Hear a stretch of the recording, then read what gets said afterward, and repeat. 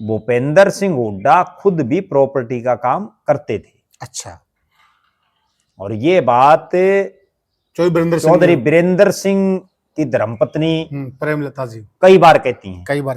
ठीक है, चौधरी बीरेंद्र सिंह भी कई बार कहते हैं, मेरे को जो घर दिला था वो भूपेंद्र सिंह हुड्डा ने दिलाया था। जी। और वो प्रॉपर्टी का काम करते थे, राजनीति में करते हैं। अच्छा, दिल्ली के नजदीक थी रोहतक, वो दिल्ली में एमपी थे लगातार, और काफी सारे नेता करते हैं, बहुत करते हैं आजकल तो ऐसा 90% नेता करते हैं। आजकल तो ऐसा है, जो एमएलए बनते हैं ना, एमएलए और एमपी, उनमें ज्यादातर या तो कोई शराब का ठेकेदार मिलेगा, या कोई और चीज का ठेकेदार मिलेगा, या प्रॉपर्टी डीलर मिला, कॉलोनाइजर मिलेगा। ज्यादातर तो वही लोग हैं, आम घरों के लोग तो आते नहीं, क्योंकि एक्चुअली बहुत होगी राजनीति। देखो 2005 से पहले हरियाणा में जमीनों के क्या भाव थे, और 2005 में जैसे ही हुड्डा साहब आए जी, उसके बाद किस तरह से आग लगी जमीनों में। और बड़ा ताजा उदाहरण मैं बताऊं, उसके बाद 2014 में जब सरकार चली गई तो फिर जमीनें एकदम गिर गई, जमीनों का रेट, प्रॉपर्टी का रेट जी। और उस कार्यकाल में जिस तरह से बार बार गांधी नेहरू परिवार के जो रॉबर्ट वाड्रा हैं,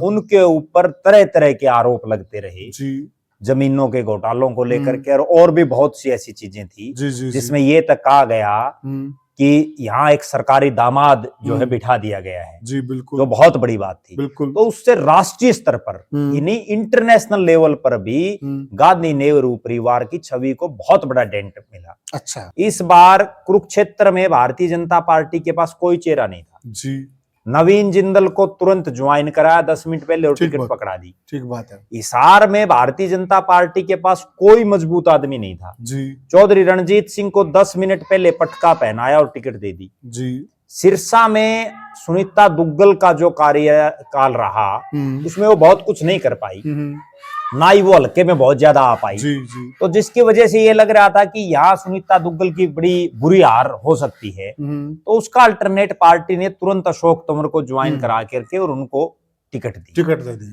तो राजनीति की दुनिया की बात करें साथियों, हरियाणा विधानसभा का सत्र बिल्कुल गुंजायमान हो रहा है, और जहां से निकलकर अनेकों खबर आ रही हैं, खट्टी और मिठी दोनों प्रकार की।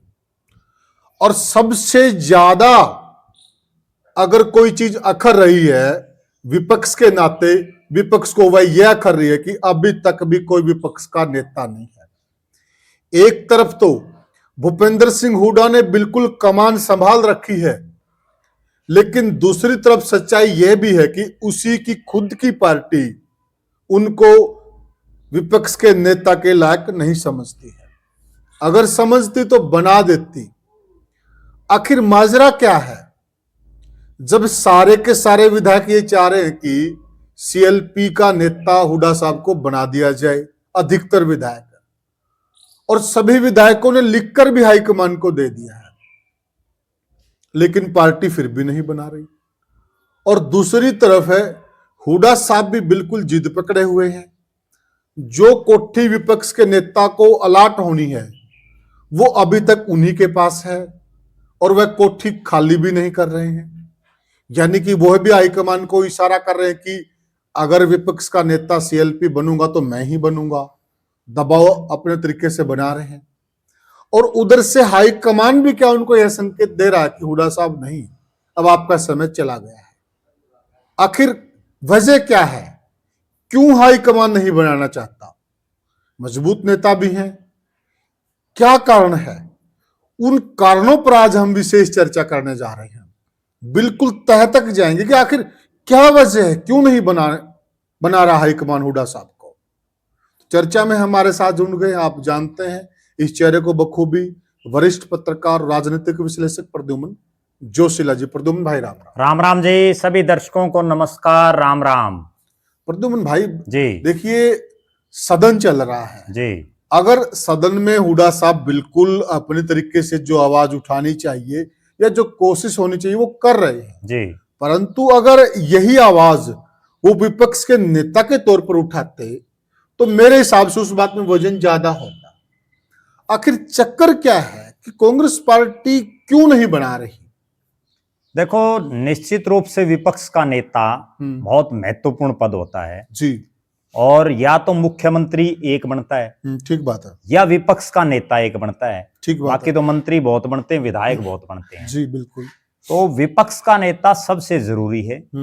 लेकिन पहली बार हरियाणा के इतिहास में, और हो सकता है संभवतः देश के इतिहास में भी ऐसा पहला मौका हो जी, जब लगभग 5.5 महीने बीत जाने के बाद कांग्रेस पार्टी अपने विधायक दल का नेता, जिसको विधानसभा में विपक्ष का नेता बनना है, वो नहीं बना पा रही है। जी, और बिल्कुल साफ और स्पष्ट संकेत जो नजर आ रहे हैं कांग्रेस आला कमान की तरफ से, वो यही है कि वो किसी भी हालात और परिस्थिति में चौधरी भूपेंद्र सिंह हुड्डा को नहीं बनाना चाहता। अच्छा, अगर उनको बनाना चाहता तो 37 में से 30-31 विधायक उनके साथ बिल्कुल खुले तौर पर है जी। जबकि दूसरी तरफ जो दूसरा खेमा है उसमें तो कोई ऐसा शख्स भी नजर नहीं आता कि जो विपक्ष के नेता के पद को सही ढंग से निभा भी सके। ठीक बात है। दूसरी तरफ चौधरी भूपेंद्र सिंह हुड्डा ने भी पूरी तरह से ठान लिया है कि हर हालात में वो विपक्ष का नेता बनना चाहते हैं जी, और उसका भी उन्होंने स्पष्ट ये संकेत दे दिया है, क्योंकि विपक्ष के नेता के नाते पिछली बार उनको जो सरकारी आवास आवंटित हुआ था जी, उसको वो खाली नहीं कर रहे हैं। बिल्कुल। क्यों? क्योंकि विपक्ष के नेता को एक कैबिनेट मंत्री के बराबर तमाम सुविधाएं मिलती हैं। यस। और उन तमाम सुविधाओं में वो मंत्रियों को जो कोठी मिलती हैं उसी तरह की कोठी चौधरी भूपेंद्र सिंह हुड्डा को भी मिली हुई है और अब वो खाली कर नहीं रहे जी। तो ये साफ और स्पष्ट संकेत है कि दोनों तरफ से आपसी तलवारें तो खिंच चुकी हैं, बस वो चलनी बाकी है जी। और दोनों तरफ से जिस ढंग का सिस्टम दिखाई दे रहा है, कांग्रेस की भी ये समझ नहीं आ रही कि वो क्यों अड़ियल पड़ा कर रही है।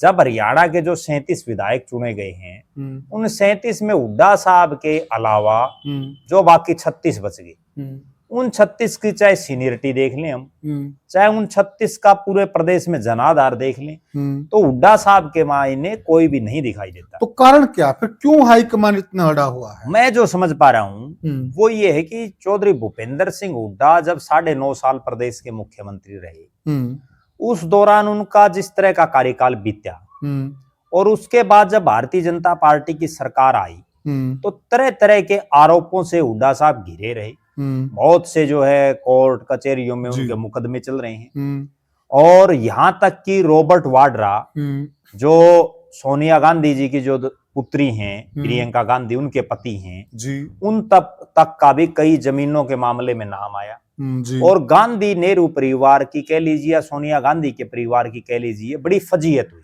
जी जी। और इतनी ज्यादा फजीयत हुई हुड्डा साहब के राज में उनकी कि उसके बाद जब नरेंद्र मोदी बीजेपी का प्राइम मिनिस्टर का फेस था तब भी वो बार बार हरियाणा में SCZ से लेकर के जितने भी जमीनों के मामले थे जी, उनकी चर्चा अपने भाषणों में अक्सर करते थे जी। तो कहीं ना कहीं कांग्रेस आला कमान के दिमाग में भी एक चीज ये जरूर बैठ रही होगी और मैं जो राहुल गांधी को समझ और पढ़ पाया हूं कि एक सनकी टाइप का आदमी नहीं होता, वे जिस चीज पे भरोसा करेगा तो आंख मूंद के करेगा और जिस चीज पर नहीं करेगा तो चाहे उसके लिए कुछ भी नुकसान हो कुछ भी हो वो उसको फिर छोड़ देता है। तो प्रद्युमन भाई एक बात देखिए पहले ही कांग्रेस पार्टी को बड़े नेताओं का काफी नुकसान हो चुका है जी। क्या फिर कांग्रेस पार्टी ने ये मन बना लिया है, क्योंकि हुड्डा का नुकसान कोई छोटा मोटा नुकसान नहीं है जी, पंजाब की स्थिति पर अगर आप नजर डालेंगे जी, तो वहां इसी प्रकार का घटनाक्रम घटा था और पंजाब कांग्रेस ने एक बहुत बड़ा नेता खो दिया जी। तो क्या अब हाईकमान ये मन बना चुका कि हम हुड्डा को खोने का नुकसान है या जो उठा सकते हैं? देखो अब इतनी देर हो चुकी है, जब 6 महीने के आसपास हो गया टाइम, तो अब अगर उनको बना भी देंगे ना तो भी जनता के दिमाग में एक मैसेज बिल्कुल क्लियर कट है कि हुड्डा साहब के अब गांधी नेहरू परिवार में नंबर कम हो चुके हैं, कोई दो राय नहीं है। दूसरी बात जो आपने पूछी वो ये है कि हुड्डा साहब का अल्टरनेट हरियाणा में वैसे तो कोई है नहीं, ना तो वोट परसेंटेज के हिसाब से, ना जितनी मेहनत उनके बेटे दीपेंद्र हुड्डा कर रहे हैं उस लिहाज से। यहाँ हम एक चीज और देखेंगे कि कांग्रेस खत्म क्यों हो रही है और बीजेपी क्यों उभर रही है। उसके पीछे सबसे बड़ा एक ही कारण है कि कांग्रेस के नेता लगातार भारतीय जनता पार्टी में शामिल हो रहे हैं। जी। बीजेपी ने तो एक ऐसा टॉनिक मिल चुका है कि जिस भी राज्य में उनके हालात खराब हो या जिस भी राज्य में उनको ये लगता हो कि यह बात बनेगी नहीं, जी, यहां तक कि राज्य छोड़िए जिस भी कोई लोकसभा या विधानसभा की सीट तक भी अगर बीजेपी को ये लगता हो, वो मैं उदाहरण दूंगा कि यहाँ हमारे पास मजबूत आदमी नहीं है, जी, तो उनके पास सिर्फ एक ही उनको टॉनिक मिला हुआ है, वो कांग्रेस का या किसी अन्य पार्टी का नेता तोड़ के अपनी पार्टी में ले आते हैं और उसको टिकट दे देते हैं। जैसे हरियाणा के संदर्भ में मैं आपको 3-4 उदाहरण दूं। इस बार कुरुक्षेत्र में भारतीय जनता पार्टी के पास कोई चेहरा नहीं था जी।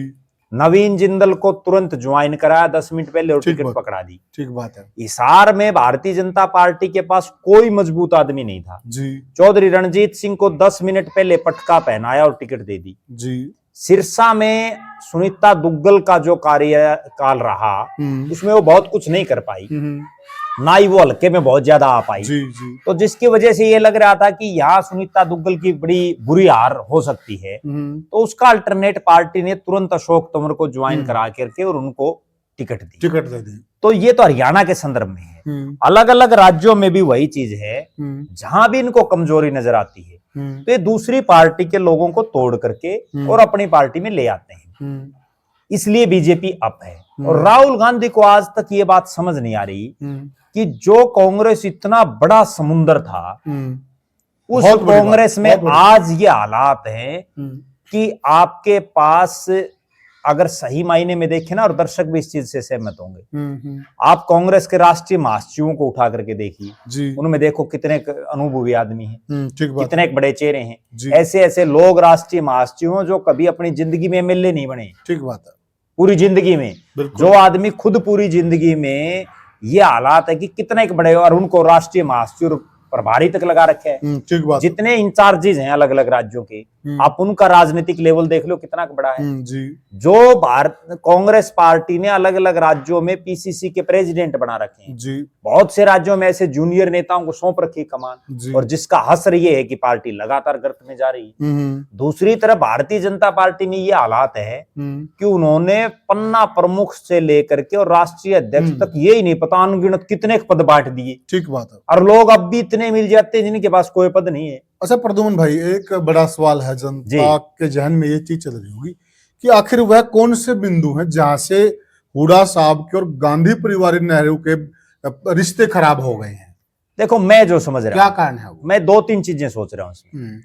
एक सबसे बड़ी चीज तो इसमें ये है कि जब हुड्डा साहब पहली बार मुख्यमंत्री बने तो उस समय जिन नेताओं ने उनको मुख्यमंत्री बनाने में मदद की, अच्छा, चाहे वो अहमद पटेल हों जी, चाहे वो जनार्दन द्विवेदी हों जी, जो उस समय बड़े पावरफुल थे कांग्रेस पार्टी में, और उसके अलावा चाहे गुलाम नबी आजाद हों जी, ये 3-4 आदमी तो ऐसे थे जिन्होंने हुड्डा साहब के लिए हद से ज्यादा प्रयास किए। बिल्कुल बिल्कुल।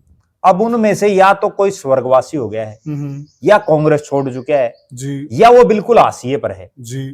तो मेन बात ये है कि जो उनकी टीम थी भूपेंद्र सिंह हुड्डा की जी, वो जो उनकी सेंटर में पैरवी करती थी, जो उनकी पैरवी करती गांधी नेहरू परिवार में, ठीक है, एक तो वो अब रही नहीं, अच्छा, पूरी तरह से वो जीरो होगी। दूसरा, जो उनका 9.5 साल का, ये बात मैं कर रहा हूं जब उनको पहली बार मुख्यमंत्री बनाया, ठीक है, दूसरी बार तो वो अपने गठ से बन गए, बिल्कुल बिल्कुल।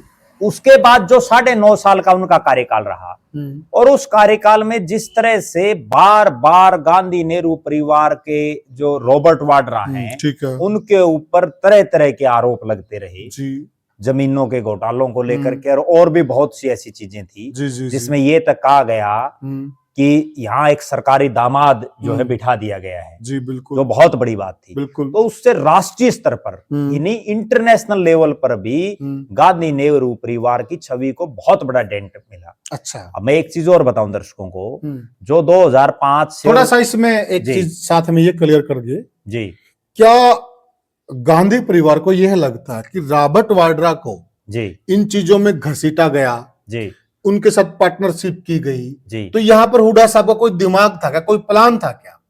देखो ऐसा है, वैसे तो कोई किसी को नहीं घसीटता, वो तो कहीं ना कहीं अगले का भी थोड़ा बहुत इंटरेस्ट जरूर मिलता है। अच्छा। यूं धक्का तो कोई किसी को थोड़ी वो कर लेगा। जी जी जी। इंटरेस्ट दोनों तरफ से है, क्योंकि रॉबर्ट वाड्रा भी क्या काम करते हैं? ठीक बात, कारोबारी हैं वो। भाई वो एक व्यापारी टाइप के आदमी हैं। बिल्कुल बिल्कुल। राजनीति तो वो करते नहीं। बिल्कुल। तो व्यापारी आदमी हमेशा कोई भी हो चाहे, तो वो कहीं ना कहीं अपने मुनाफे की तरफ देखेगा। तो कई बार फिर ये बात सुनने को मिलती है जी कि गांधी परिवार यह सोचता कि रॉबर्ट वाड्रा का जो नाम खराब किया गया जी या उनको कारोबार में शामिल किया गया, वो तो और भी अनेकों कारोबार कर रहे थे, तो उनके आगे ये जो प्लान रखा था, ये हुड्डा साहब ने रखा था, और उससे हमारी छवि को काफी नुकसान पहुंचा है। देखो 2005 से पहले हरियाणा में जमीनों के क्या भाव थे, और 2005 में जैसे ही हुड्डा साहब आए जी, उसके बाद किस तरह से आग लगी जमीनों में। और बड़ा ताजा उदाहरण मैं बताऊं, उसके बाद 2014 में जब सरकार चली गई तो फिर जमीनें एकदम गिर गई, जमीनों का रेट, प्रॉपर्टी का रेट जी।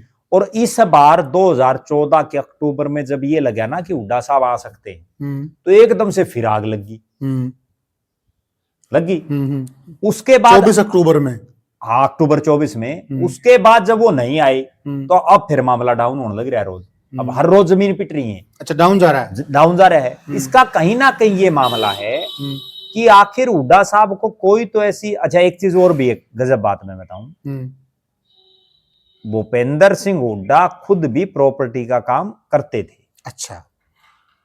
और ये बात चौधरी बीरेंद्र सिंह की धर्मपत्नी प्रेमलता जी कई बार कहती हैं, ठीक है। चौधरी बीरेंद्र सिंह भी कई बार कहते हैं भाई मेरे को जो घर दिलाया था वो भूपेंद्र सिंह हुड्डा ने दिलाया था। जी जी। और वो प्रॉपर्टी का काम करते थे, राजनीति में करते हैं। अच्छा, दिल्ली के नजदीक थी रोहतक, वो दिल्ली में एमपी थे लगातार, और काफी सारे नेता करते हैं, बहुत करते हैं आजकल तो ऐसा 90% नेता आजकल तो ऐसा है जो एमएलए बनते हैं ना, एमएलए और एमपी, उनमें ज्यादातर या तो कोई शराब का ठेकेदार मिलेगा, या कोई और चीज का ठेकेदार मिलेगा, या प्रॉपर्टी डीलर मिला, कॉलोनाइजर मिलेगा। ज्यादातर तो वही लोग हैं, आम घरों के लोग तो आते नहीं, क्योंकि बहुत होगी राजनीति। उस वक्त हुड्डा साहब बड़े प्रॉपर्टी डीलर थे। बिल्कुल, अच्छा, बड़े प्रॉपर्टी डीलर थे और उनको उन चीजों का पता था। अच्छा, फिर जिस आदमी ने जो बिजनेस किया हुआ हो ना, ठीक बात है, वो उस बिजनेस में पकड़ होती है। अब जैसे खट्टर साहब ने एक बयान दिया था, भाई मैं जब कपड़ा बेचा करता तो जो है व्यापारी ये काम किया करते, ठीक है। वो तो जिसकी जो पकड़ है। चौधरी बंसीलाल एक बात कहते थे कि भाई मैं तो ऊँटनी का पुंजड़ अगर टिब्बा में पकड़ लूं तो कई किलोमीटर तो उसको कौन छोड़ दूं, क्योंकि उन्होंने ऊँटनी चराई उड़ी थी। ठीक बात है, ठीक है ना, ऊँटनी पर हड़वा उड़ा था। सही बात। तो वो अलग अलग नेता का अलग अलग सिस्टम है, किसी ने कोई काम है, किसी ने कोई काम है, किसी ने कोई काम। अब ओम प्रकाश चौटाला ने क्यों इतना संघर्ष किया आखिरी उम्र तक भी, क्योंकि वो बसों में धक्के खाए उन्होंने। ठीक बात है। जो आदमी बसों में पैर कटा करके चलेगा तो आप अंदाजा लगाओ भाई वो संघर्ष तो कर ही सकता है। तो सवाल ये खड़ा होता कि इन्होंने रॉबर्ट वाड्रा को ही क्यों चुना, क्योंकि कांग्रेस में तो और बहुत कुछ था और नेता भी थे और एक इनके सहयोगी भी जिन्होंने मदद की जी, परंतु इन्होंने रॉबर्ट वाड्रा को ही क्यों चुना? देखो इसमें सीधी बात ये है, जो श्रीमती सोनिया गांधी है, ठीक है, भले ही गांधी नेहरू परिवार हम बोलते हैं, लेकिन उसकी सर्वा सोनिया गांधी है। और सोनिया गांधी के दो ही संतान हैं, राहुल गांधी और प्रियंका गांधी। राहुल गांधी और प्रियंका गांधी दोनों कहीं ना कहीं जो है प्रत्यक्ष या अप्रत्यक्ष रूप से उसी समय से राजनीति में सक्रिय थे। और रॉबर्ट वाड्रा अपने कारोबार में सक्रिय थे जी। तो इस तरह का काम कोई भी नेता करता हो तो वो कहीं ना कहीं जो है कारोबारियों को अपने साथ मिलाता है। और बहुत चीजें हमने ये भी नोट की बहुत बार कि भाई ये फलाना मॉल या ये फलाना स्कूल कॉलेज ये हॉस्पिटल फला व्यापारी का है, लेकिन इसमें हिडन पार्टनर फलाना नेता है। बिल्कुल, बहुत बार देखते हैं वो हिडन पार्टनर का मतलब यही होता है कि वो पैसे तो लगाता नहीं, लेकिन वो उसकी कहीं कोई CLU करवा दी, कहीं कोई और कोई कागज, कहीं कोई दिक्कत आ गई वो पास करवा दिया, उसका नाम के वो परसेंटेज में अपना हिस्सा रख लेता है। तो इस तरह का ये कई सालों से चल रहा है, ये पार्टी मतलब चल रही लंबे समय, बहुत लंबे समय से चल रही है। और देखा जाए तो कहीं कहीं ये राजनीति के लिए बड़ी गलत है। नहीं, गलत तो है, गलत तो इसीलिए का तो परिणाम है। आप एक चीज देखो, एक वो समय था जब बलबीर सिंह ग्रेवाल जैसे, ओम प्रकाश बेरी जैसे विधायक बनया करते, जो बिल्कुल आम घरों के लोग थे। और आज आप देखो कोई आम घर का आदमी तो गांव में सरपंच का चुनाव तक लड़ने के बिल्कुल वहां भी जो है इतना खर्चा लगता है, कहां से देगा अगला। ठीक बात है। और खर्चा लगने के बाद ये श्योरिटी नहीं कि वो जीत जाए चुनाव, जीत जाएगा। और खर्चा लगने के बाद ये मजबूरी बन जाती है कि आपने वो पूरे करने हैं। बिल्कुल, वो फिर उससे कई गुना पूरे करने ये इस तरह के रास्ते ढूंढते हैं वो इस तरह के। अब देखो, अब कांग्रेस के 37 विधायक हैं और उन 37 में से कई ऐसे भी बन रहे हैं जिन्होंने अंधाधुंध खर्चा लगा रखा था और अब राज आया नहीं, तब उनमें से भी एक आधा जरूर कोई न कोई डेढ़ बुन में पक्का मिलेगा भाई ये पूरे कैसे किए जाएं। सही बात है, ठीक है ना, खर्चा तो इतना लगा दिया, और राज के बिना जो है बहुत कम रेयर चांस, आड़े टेढ़े रास्ते ढूंढेंगे वो। बिल्कुल, वो कोई न कोई करते रहते हैं हर आदमी। और देखो तो फिर उस पे आ जाते हैं जी, आप मूल सवाल पे जी। तो रॉबर्ट वाड्रा को यानी कि पार्टनर बनाना कोई गलत नहीं था। नहीं, गलत तो ऐसा है, देखो वो कारोबारी आदमी है और कोई भी सरकार है तो सरकार को जो लोग चला रहे हैं वो कहीं ना कहीं ये देखते हैं भाई इनके परिवार में कौन खासम का। मैं एक उदाहरण देता हूँ, उससे समझ में आ जाएगा। हमने बहुत बार ऐसी चीजें देखी हैं। तो जब वो मंत्री बन जाता है ना, उसके बाद उसके लड़के, भाई, भतीजे, पता नहीं कितने के लोग सक्रिय हो जाते हैं। और फिर जो इस तरह का कारोबारी टाइप के जो लोग होते हैं वो चूंकि मंत्री को तो सीधा नहीं बात करते, लेकिन उसके जो परिवारजन है उनमें से किसी को पकड़ लेते हैं। बहुत बार ऐसा देखा गया है।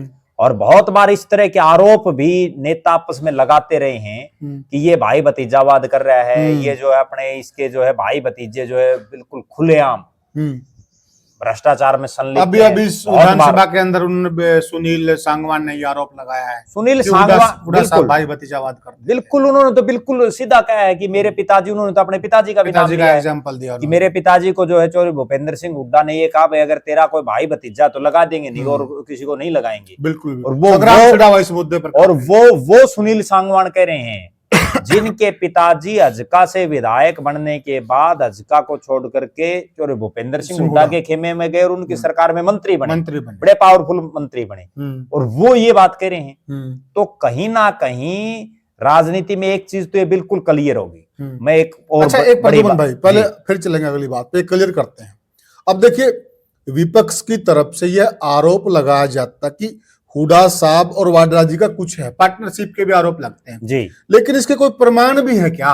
या हवा हवाई बात है कि हुड्डा साहब और वाड्रा जी कहीं पार्टनर हैं, तो कोई प्रमाण भी है क्या इस बात? देखो ऐसा है, प्रमाण तो जो लोग कह रहे हैं या तो वो रखे हैं, अभी तक कोई ऐसा प्रमाण तो आया नहीं है।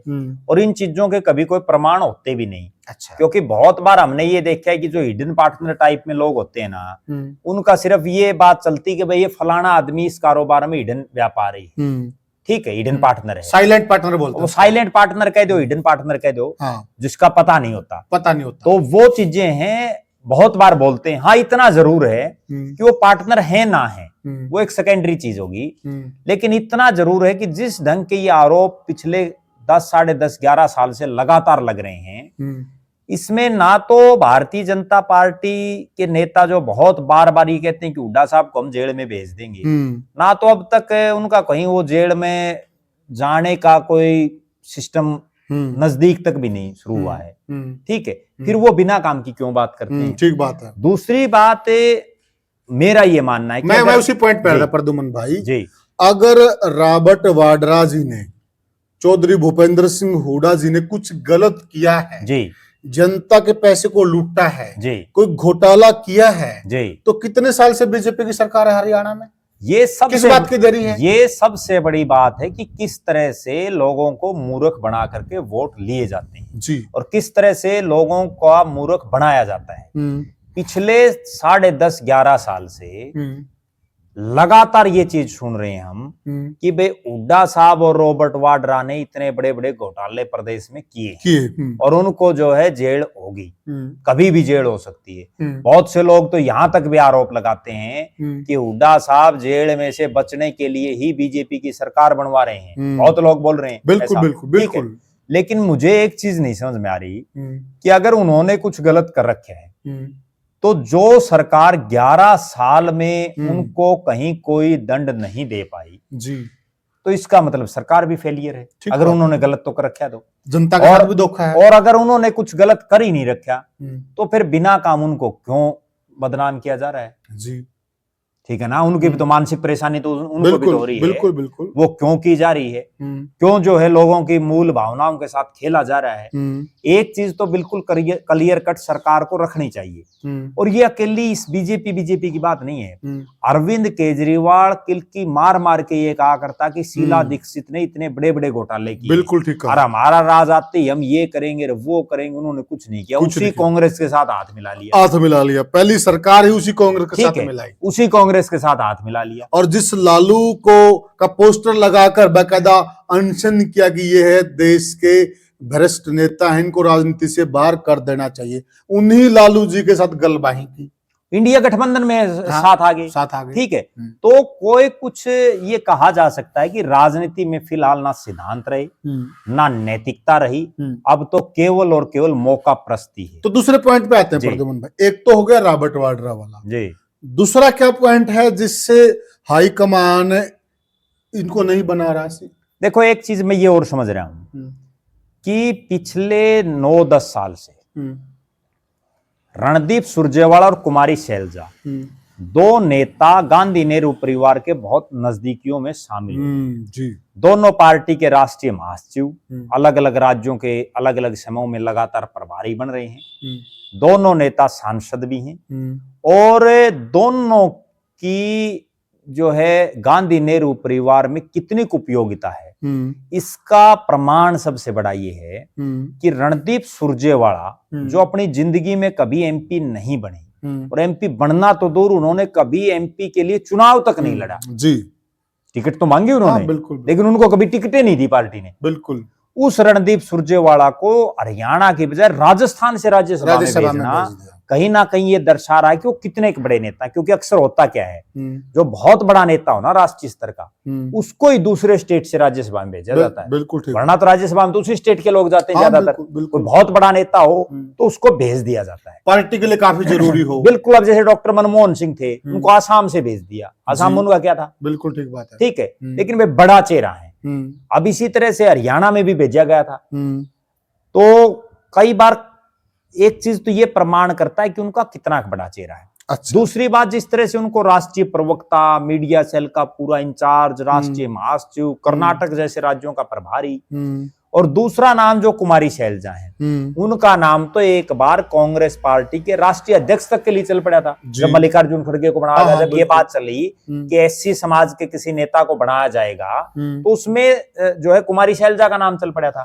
उसके बाद जब मल्लिकार्जुन खड़गे को राष्ट्रीय अध्यक्ष बनाया गया, तब ये चर्चा चली कि कांग्रेस 4 अलग अलग कार्यकारी राष्ट्रीय अध्यक्ष बनाएगी, अलग अलग डिवीजनों के हिसाब से, दक्षिण भारत, उत्तर भारत, पश्चिम भारत, पूर्वी भारत, इस हिसाब से। राइट। उसमें जो है उत्तर भारत का राष्ट्रीय जो है कार्यकारी प्रधान कुमारी शैलजा को बनाया जाएगा। ठीक है।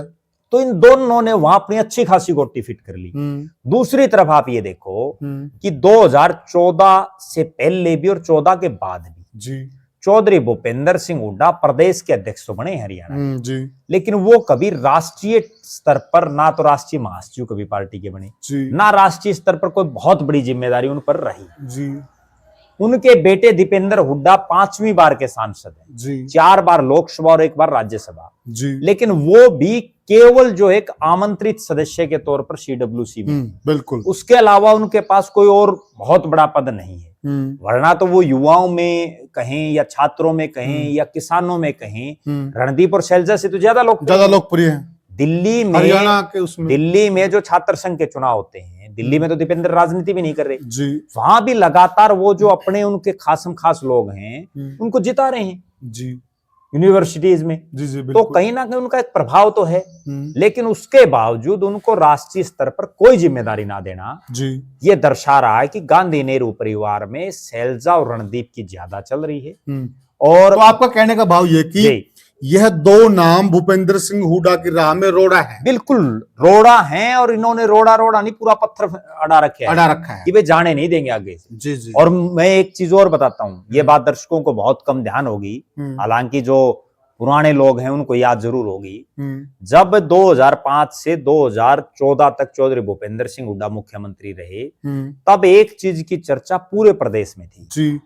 उस समय बड़े बड़े कांग्रेस में नेता थे, चाहे वो राव इंद्रजीत हो, चौधरी वीरेंद्र सिंह हो, ये तमाम नेता हुड्डा साहब के खिलाफ ही थे लगभग, और बिल्कुल। ये बोलते रहते थे बार बार, मंत्री होते हुए भी बोल देते थे हाँ। वे हुड्डा साहब सही काम नहीं कर रहे।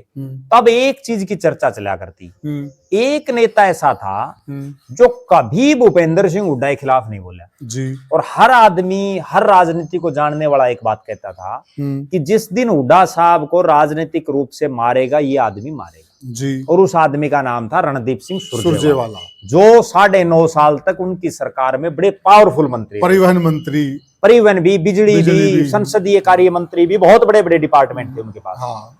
तो उस समय ये चर्चा थी और वही काम रणदीप सुरजेवाला ने कर दिया जी। उस समय लोग ये कहते थे कि ये जो बोलता नहीं ना, ये सबसे खतरनाक आदमी है।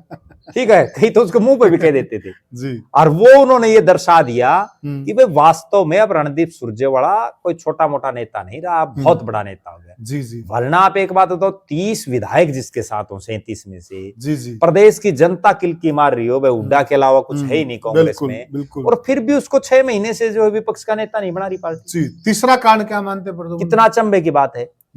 दो कारण, ये 2 कारण हो गए, ये मेन कारण। इसके बाद जो तीसरा एक बहुत बड़ा कारण है वो ये है कि अब कांग्रेस के नेतृत्व को ये समझ आ गया होगा शायद जी कि जब से हुड्डा साहब को आगे करके हम चुनाव लड़ रहे हैं तब से कांग्रेस पार्टी बहुमत नहीं प्राप्त कर रही। 2005 में कांग्रेस ने चुनाव लड़ा सामूहिक नेतृत्व में जी। चौधरी भजनलाल प्रदेश के अध्यक्ष थे जी। उनका फेस आगे था, लेकिन सीएम कोई डिक्लेयर नहीं था जी। उसमें अलग अलग नेता अलग अलग इलाकों में अपने आप को मुख्यमंत्री का दावेदार मान करके चल रहे थे। बिल्कुल बिल्कुल। और उस एवज में 67 सीटें आ गई। उसके बाद 2005 में सीएम बना दिया हुड्डा साहब को।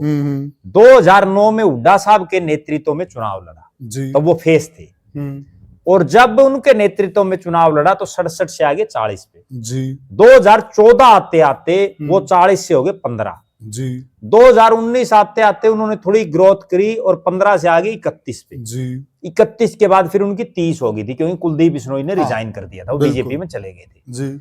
उसके बाद उन 30 से इस बार इतनी आंधी, जो मुझे 2005 का चुनाव बिल्कुल याद है सारा जी जी। उस 2005 के चुनाव में अब जैसे मारामारी थी ना, इतनी मारामारी तो उस समय भी नहीं थी। उस समय भी अब तो एक हल्के 80-80 आदमी टिकट मांग रहे थे, तब तो गिनती के लोग थे बिल्कुल। और उस समय इतनी जो हवा थी उसमें इनकी 67 जब सीटें आई तो इस बार तो आंधी थी, उस आंधी में वो 30 से 37 पर अटक गया मामला। तो प्रद्युमन भाई, तो उनको ये समझ आ गया कि भाई हम हुड्डा साहब के नेतृत्व में जब 4 लगातार चुनाव में बहुमत नहीं हासिल कर पा रहे तो इस बात की क्या गारंटी है कि 2029 में हम बहुमत हासिल कर लेंगे, या जब भी कभी चुनाव होगा आगे तो उसमें हम कैसे बहुमत हासिल कर लेंगे। तो देखिए ये सॉलिड कार्ड है जी। और मेरे हिसाब से जो सेंटर के अंदर 2 हरियाणा के नेता हैं, कुमारी सैलजा, रणदीप सुरजेवाला, शायद वो बहुत अच्छे ढंग से हाईकमान के आगे ये बात रखते होंगे। उसका भी एक कारण मैं लेकिन इसमें एक सच्चाई यह भी है, एक पहलू ये भी है,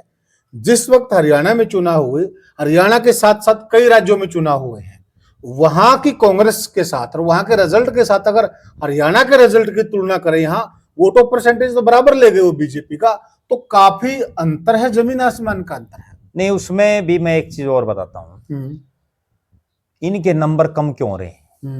अब सैलजा और रणदीप तो लगातार, रणदीप का तो एक समय तो वो था कि वो सारा ही दिन राहुल गांधी के पास रहा करता। बिल्कुल ठीक बात है, ठीक है ना। और इनको टाइम लेके मिलना पड़ता बिल्कुल, और टाइम भी क्या पता अगला मिले ना मिले, बिल्कुल वो सारा दिन राहुल के साथ रहता। वकील भी हैं, कई बार इस तरह के मामला तो एडवोकेट भी हैं, उनकी भाषा पर भी अच्छी खासी पकड़ है। यूं तो दीपेंद्र भी बहुत पढ़े लिखे हैं, हुड्डा साहब भी एडवोकेट हैं जी जी। लेकिन वो कई बार ये हो जाता है कि एक तो एक आदमी सारा दिन गिल्लर है।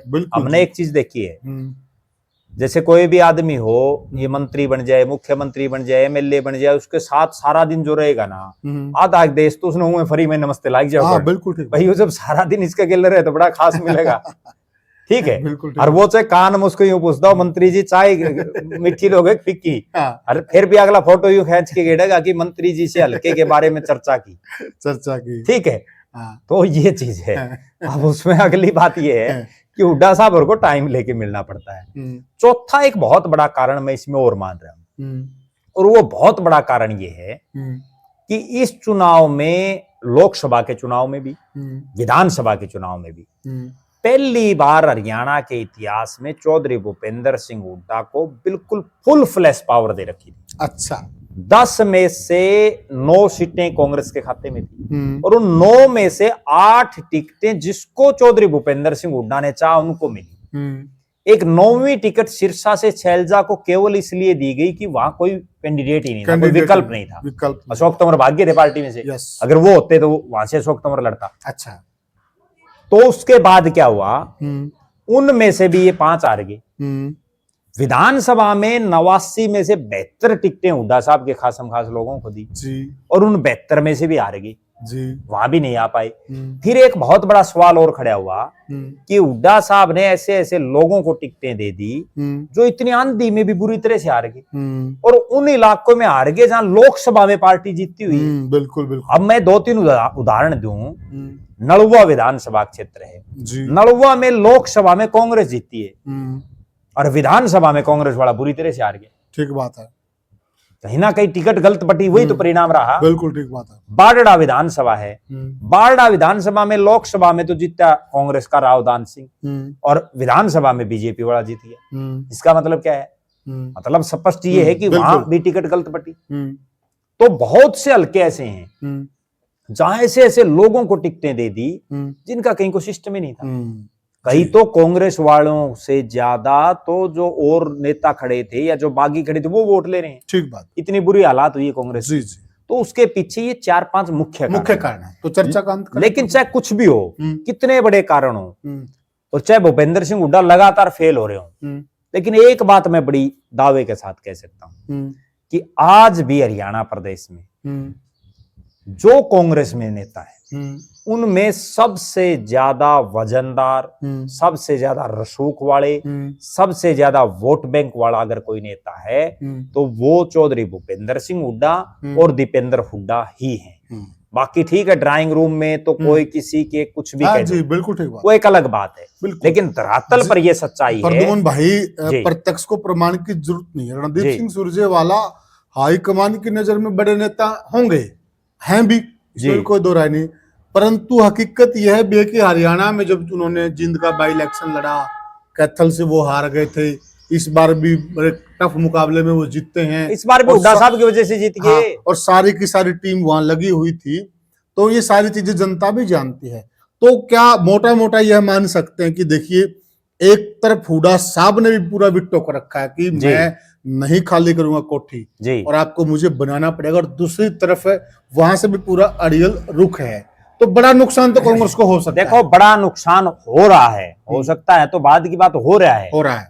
और दूसरी बात इसमें एक और है, आज तक 5.5 महीने में हुड्डा साहब का या दीपेंद्र हुड्डा का एक बार भी ये बयान आया है कि हम विपक्ष का नेता नहीं बनना चाहते या हम विधायक दल का नेता नहीं बनना चाहते, या जो उनके खेमे के 30 विधायक हैं उनमें से किसी का ये बयान आया हो भाई हम हुड्डा साहब को नहीं चाहते। सिंगल बयान नहीं। जिस भी एमएलए एमपी से पूछा जाता है ना, वो ये प्रकाश जी से मैंने उनसे पूछा, नरेश सेलवाल जी से पूछा, उन्होंने कहा कि जस्ट अभी बना दिया जाएगा, दिल्ली चुनाव के बाद बना दिया जाएगा। वो तो हमने एक वीडियो में पहले भी चर्चा की थी, ना तो जयप्रकाश की राहुल गांधी से कोई बात होती, बढ़ाना तो राहुल गांधी सोनिया गांधी ने, बिल्कुल, ना नरेश सेलवाल की। लेकिन बात वो कि वो लोग पैरवी कितनी मजबूत कर रहे हैं। पैरवी तो बिल्कुल पैरवी तो इसलिए कर रहे हैं ना कि उन्होंने नरेश सेलवाल और चाहे जयप्रकाश जेपी, उन्होंने अपना नेता हुड्डा साहब को मान लिया।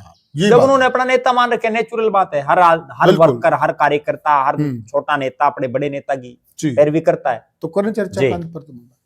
साथियों देखिए, हरियाणा के अंदर बिल्कुल इस बात को लेकर तगड़ी खिंचाई हो गई है कांग्रेस पार्टी में।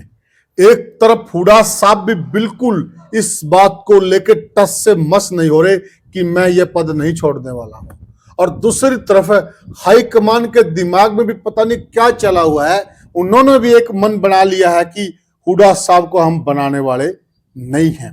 देखते हैं इस जंग में कौन जीतता। एक ही पार्टी के अंदर जंग चली हुई है, हुड्डा साहब जीतते हैं या हाईकमान जीतता है। आप भी हमें कमेंट सेक्शन में बताइएगा आखिर इसका विजेता कौन बनेगा, और आप क्या मानते हैं, क्या हुड्डा का विकल्प है या हुड्डा साहब ही इस पद को अच्छे से सुशोभित कर सकते, या उनके वजन का कोई और नेता नहीं है। आप कमेंट सेक्शन में हमें जरूर बताएं और वीडियो को ज्यादा से ज्यादा शेयर करें, चैनल को सब्सक्राइब करें। फिर मिलेंगे किसी और वीडियो में, तब तक के लिए राम राम।